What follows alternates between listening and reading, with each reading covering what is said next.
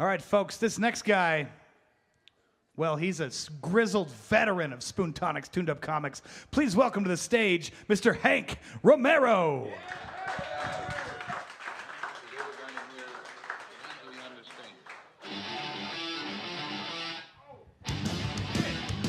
This got real right quick. Give it up for the SpoonTonic.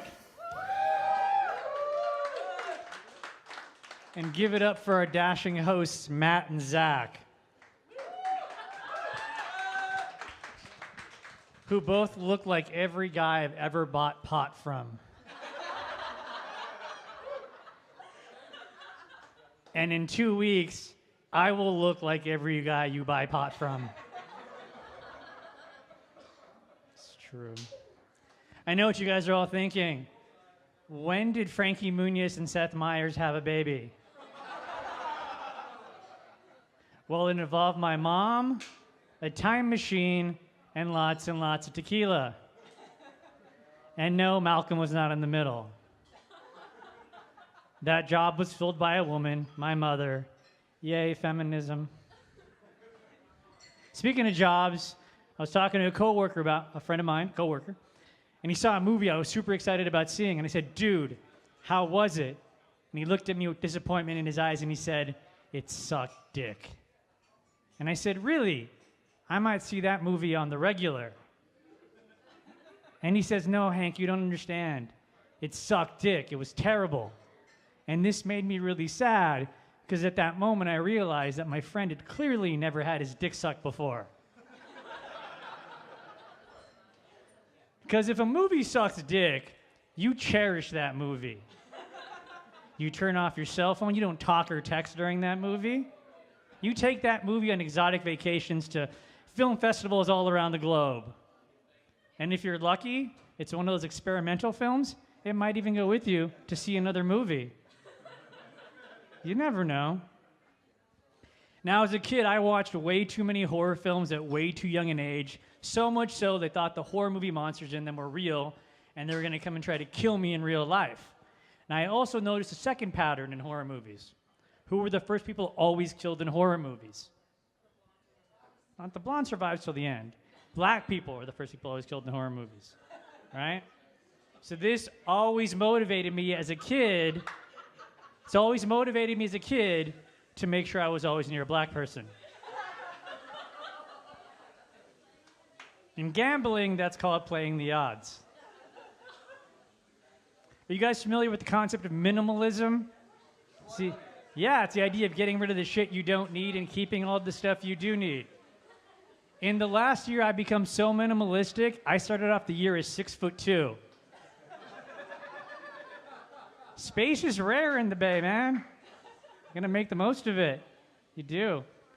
And speaking of being minimalistic, I love books, which is hard. I used to have a massive collection of hardback books. And then I moved 4 times in 5 years. Fuck hardback books. Should rename them Throwing Out Your Back Books, because that's what they do. The weirdest thing is now I read books on my phone. See, when I was a kid, we had rotary phones. And rotary phones, for all of their old school abilities, had some benefits. For instance, it's virtually impossible to drunk dial your ex on a rotary phone. Your drunk ass would pass out on the 5th digit. And you'd wake up with a terrible hangover and an imprint that looked like a Viewmaster slide on your forehead. Now, if you're under 30, Viewmaster slide and rotary phones made no sense to you whatsoever. Now, the other thing about rotary phones that were awesome, it is technically impossible to send or receive a dick pic via rotary phone. When I was a kid, perverts had to put actual effort, put their socks and their shoes and their trench coat on, and walk uphill 5 miles in the snow to show someone their dick. I miss those proactive perverts. Now, as I was introduced, my last name is indeed Romero, and I am Mexican-American. Clearly. Viva la raza, indeed. Now, Our new president has said some terrible things about my people. He said that we are thieves and sexual predators, which is fucked up and offensive. Now, some of you are thinking, Hank, you don't look Mexican. Well, neither was the white woman my father raped.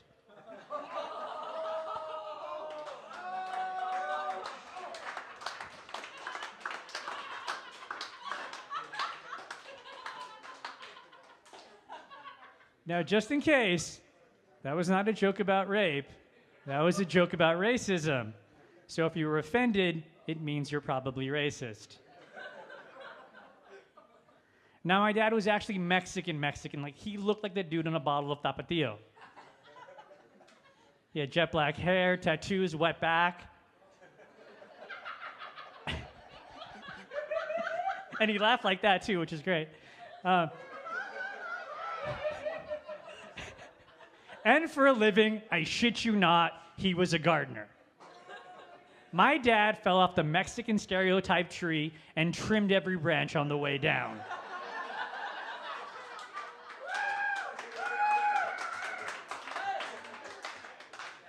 Now, the only thing that disqualified my dad from being ultra-Mexican is the fact that I am an only child. Mexican men are so potent, they can get women pregnant simply by catcalling them. Ladies, if you hear someone yell, "Ay, mamacita," don't run for the border, run for the plan B. Immediately. Now, the man I described, my dad. Imagine the man I described, Tapatio-looking dude, driving an old Ford beat-up pickup truck with gardening tools in the back, and me in the passenger seat looking white as all heck at 9 years old. People would see us together and be like, "Was there an Amber Alert?" Because I'm pretty sure one is coming. Now, not only did I grow up Mexican, but I grew up poor. And back in my day, poor was different. Like, I was on welfare. And we didn't have the fancy, inconspicuous EBT card. No. We had bright-ass neon-colored food stamps that radiated so much energy that anyone in a 2-mile radius of you making a purchase knew how fucking poor you were. And they didn't even have the pictures of dead presidents on them. No, they had the pictures of famous poor people on them. Like Oliver Twist, Jean Valjean, and Oscar the Grouch. And yes, those are all fictional characters because there's no such thing as a real-life famous poor person. Now, I also didn't have much luck when it came to girls in high school. I used to always, talk to girls and go, "Hey, I really like you." And they go, "Hank, I like you too. I think of you as a brother." Where the fuck was Game of Thrones when I needed it? More than winter would have been coming. It's true. Things have gotten better as I've gotten older, less acne, which helps. Last girl I dated was Asian, which I guess all guys in here know is awesome because Asian women have the tightest eyelids.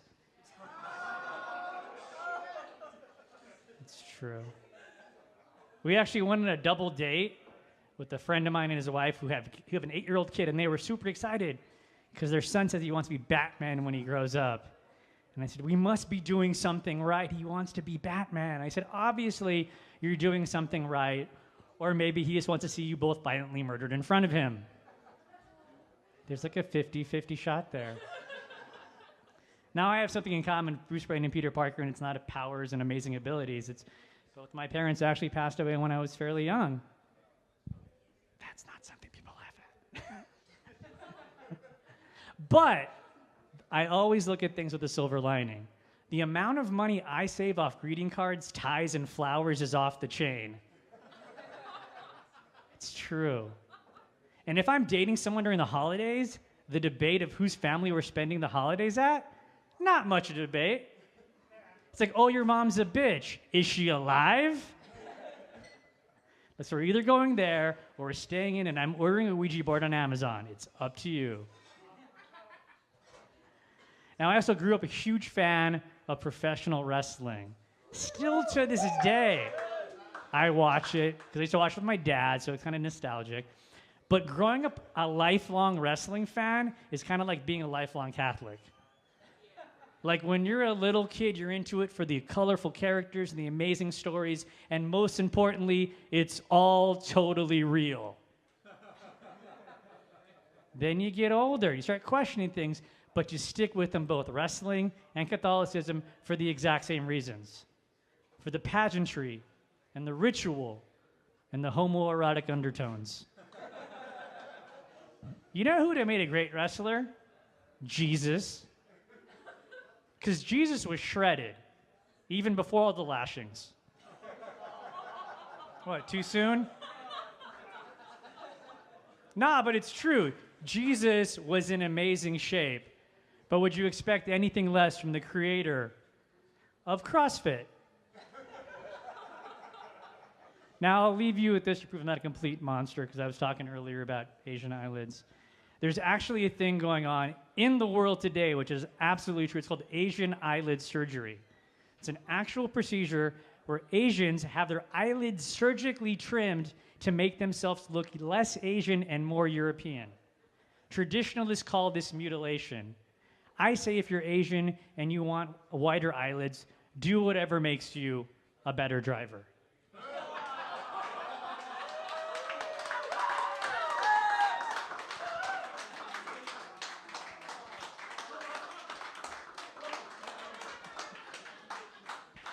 You guys have all sucked dick tonight. I'm Hank Romero. Thank you.